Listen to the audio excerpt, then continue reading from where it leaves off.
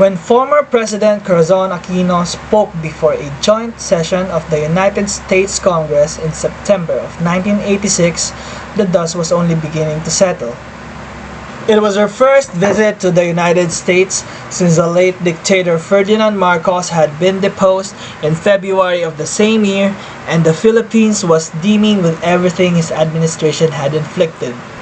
That included a huge $26 billion in total foreign debt and a communist insurgency that grew throughout the Marcos era. From 500 to 16,000 armed guerrillas, we were just at the start of a long road to recovery. So Aquino lodged an appeal for help.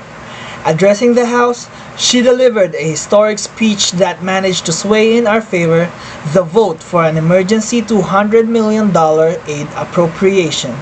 In the moving speech penned by her speechwriter and our current ambassador to the United Nations, Teddy Locsin Jr., Aquino defended the reconciliatory stand on the communist insurgency, a sensitive issue in the United States given that this was 1986, and asked for financial aid towards rebuilding the Philippine economy.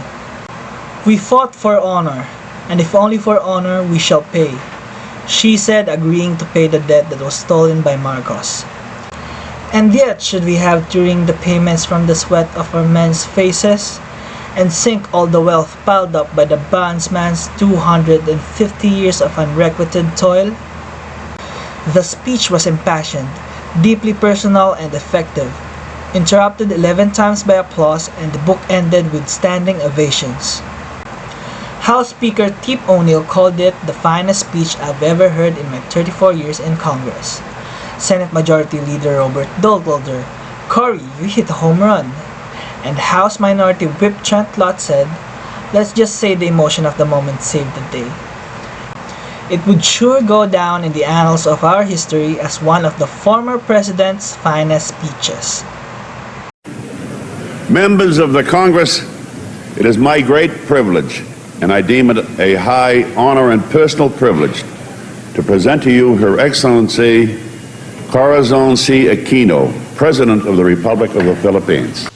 3 years ago, I left America in grief to bury my husband, Ninoy Aquino.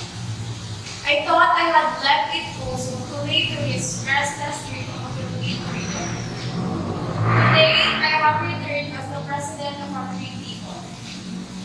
A president turned dictator and traitor to his soul, suspended the Constitution and shut down the Congress that was much like his one before, which I'm honored to speak. He detained my husband along with thousands of others, senators, publishers, and anyone who had spoken up for the democracy as its end near. For even as the dictatorship demolished one by one, the institution of democracy, the press, the Congress, the independence of a judiciary, the protection of a Bill of Rights, Ninoy kept their spirit alive in himself. They locked him up in a tiny, nearly airless cell in a military camp in the north. They stripped him naked and held the threat of a suddenly tight execution over his head.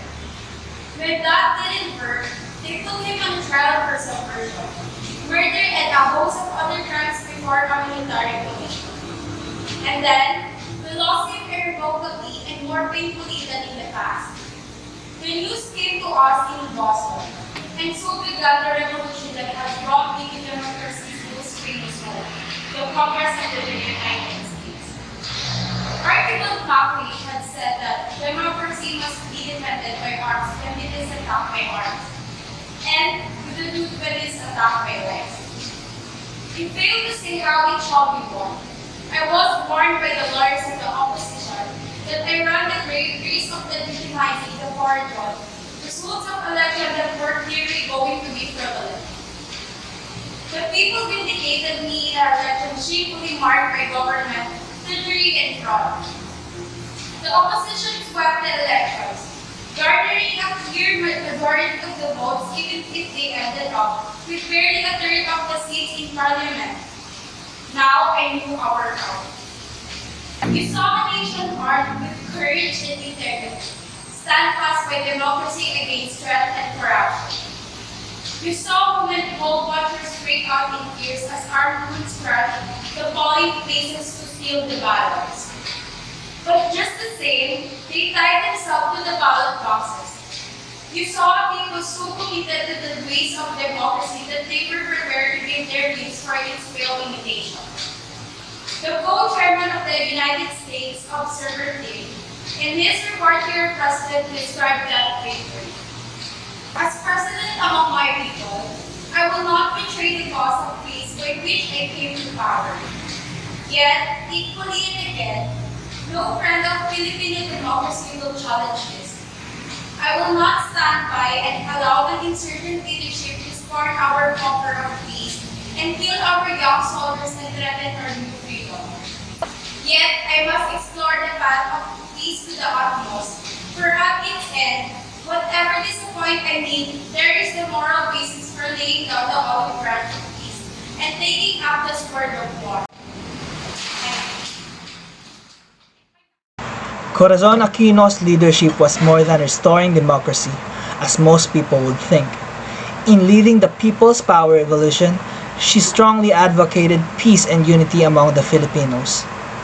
As she led the nation, she simultaneously contributed to a worldwide women's movement, becoming a courageous role model for women and women's leadership. The continuity of democracy and the presence of a constitution to present day displays how much of an impact her efforts had on the Philippines. Corazon Aquino redefined what a leader truly is, not a man with political experience or official positions or the militaristic knowledge, but a heroic woman determined to make the Philippines a country by the people.